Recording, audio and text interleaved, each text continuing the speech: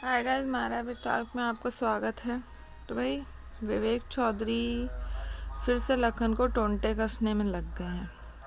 ठीक है, अब इन्होंने बोला है खुशी पर जो तुमने झूठे झूठे हमारी मेरी वाइफ पे खुशी पे जो इल्ज़ाम लगाए थे, अब उसका प्रूफ दो।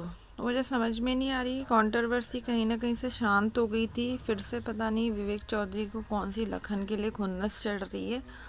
तो बोल रहे हैं कि कल जो मेरा एक्सीडेंट हुआ था मैं उससे तो शॉक्ड नहीं हूँ, मैं सबसे ज़्यादा इस चीज़ से शॉक्ड हूँ कि जो मतलब लखन ने मेरे ऊपर इतने घटिया घटिया इल्ज़ाम लगाए थे।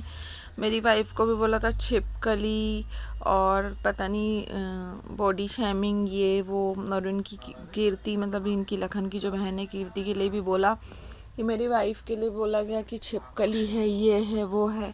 और बोला मैं इनके मम्मी पापा से मिलने चला गया तो इसको बड़ी जलन सी हो रही थी कि है ना मैं मेरी फैमिली में घुस रहा है ये वो। तो बोला भैया तुमको बर्दाश्त क्यों नहीं हो रहा था। तो मेरे को एक चीज़ समझ में नहीं आई। और ये बोल रहे थे उस टाइम, जैसा कि इन्होंने बोला था बाप तो बाप, मतलब विवेक चौधरी ने बाप तो बाप होता है, बेटा तो बेटा होता है। तो कहीं ना कहीं देखो यार, इनने भी इनको बहुत ज़्यादा टोंटे कसी थी। तो इस टाइम लखन को भी बहुत गुस्सा चढ़ गया था तो बोला था। खैर, अब जब लखन सब कुछ शांत करते हुए अपने घर पहुंच गए, माफ़ी भी मांग ली, सब कुछ सही हो गया था, तो विवेक चौधरी फिर से मैदान में कूद पड़े। समझ में नहीं आता है यार। तो वो यही बोल रहे हैं कि भैया दे, अब तू प्रूफ दे कि तू जो तूने मेरी वाइफ पे इतने घटिया घटिया इल्ज़ाम लगाए थे। वो बोला पॉडकास्ट पे आके भी हर कुछ बोलता है मेरे लिए। तो बोल रहे थे कि चल ठीक है, मैं तुझे एक हफ्ते का समय और दे देता हूँ, तू मुझे प्रूफ दे।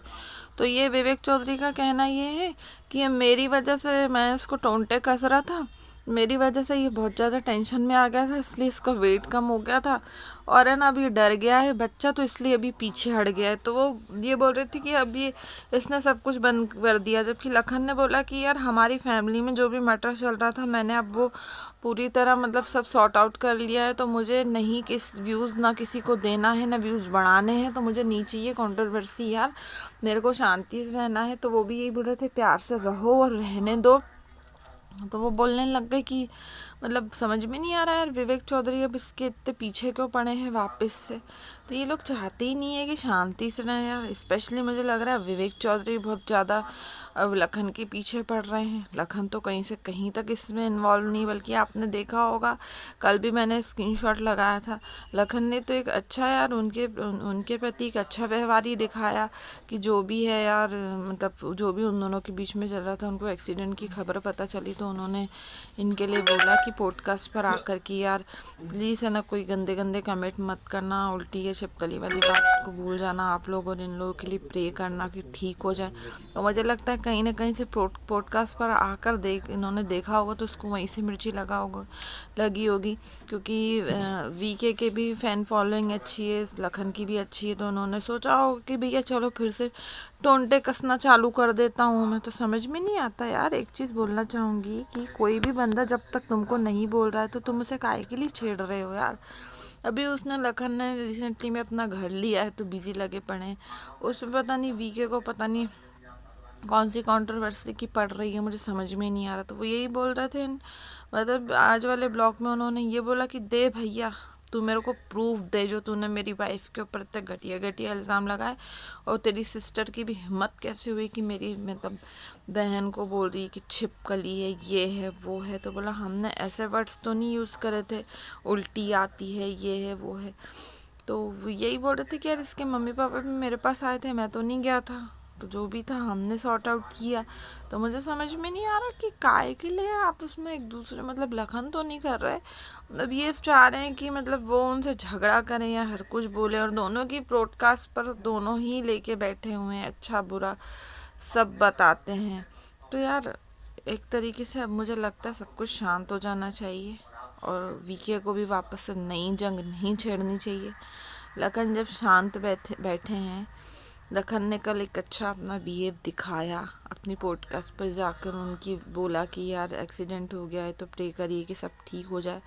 तो एटलीस्ट कम से कम विवेक चौधरी को जब तो समझना चाहिए कि यार लखन एक अच्छा इंसान है, जो कि इतनी कंट्रोवर्सी वापस से मत फैलाओ यार, लोग मज़े लेने के लिए बैठे हैं। पर पता नहीं क्यों कई लोग होते हैं। तो वो आपने कल वाले ब्लॉग में भी देखा होगा, लखन गए अपने घर, माफ़ी मांगी, अपना न्यू घर लिया और वहाँ पे भी सब कुछ किया उन्होंने प्रोग्राम। और आज तो शायद लखन के जीजू का बर्थडे है, तो मैंने इंस्टाग्राम पर देखा था उन्होंने वो भी लगाई थी। और एक बहुत प्यारी लखन ने वो भी लिखी थी शायरी जैसे, वो भी अभी मैं आपको बताऊंगी, एक सेकंड यार। अभी सॉरी मैं स्क्रीनशॉट लेना भूल गई हूँ, आपको अपने नेक्स्ट वीडियो में दिखाऊंगी। उन्होंने एक बहुत अच्छी शायरी लिखी थी, मैंने भी पढ़ी थी।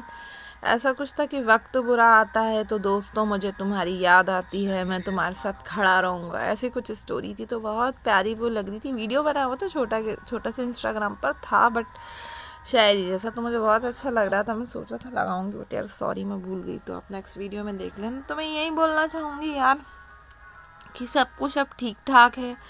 उनकी फैमिली में जो भी मैटर चल रहा था, लखन उसके कारण बहुत ही स्ट्रेस में थे। पता नहीं कौन तीसरा पर्सन कौन उनको मतलब बीच बीच में आग लगा रहा था। उनकी फैमिली और उनके बीच में तो बहुत ज़्यादा प्रॉब्लम में, तो अब वो बड़ी मुश्किल से ठीक हैं। तो विवेक चौधरी को भी शांत बैठना चाहिए। आई होप सो आपको अच्छा लगे तो लाइक करिएगा, सब्सक्राइब करिएगा।